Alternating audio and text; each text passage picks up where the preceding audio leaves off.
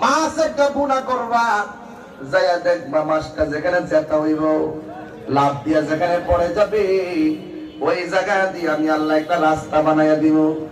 মুসা নবী যখন ইউসা ইবনে নুনকে সাথে লইয়া নৌকার মধ্যে উঠলেন, ওইটা ডাক দেখে, হ্যাঁ শোনো, আমি ঘুমাইয়া গেলে তুমি সজাগ থাকবা, আবার তুমি ঘুমাইলে আমি সজাগ থাকবো।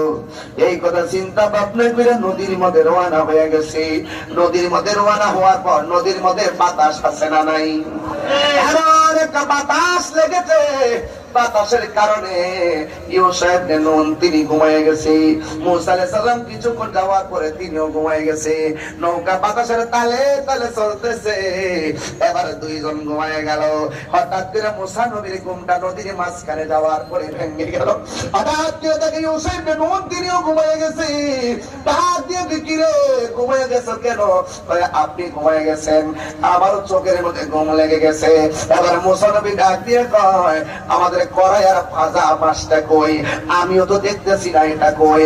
এরপরে মুসা নবী আল্লাহর ডাক দিয়ে কি, আল্লাহ ভাজা মাছটা নোয়ানা দিছিলাম, ভাজা মাছটা কোথায়? কয় ভাজা মাছটা জেতা হইয়া নদীতে লাফ মারছে।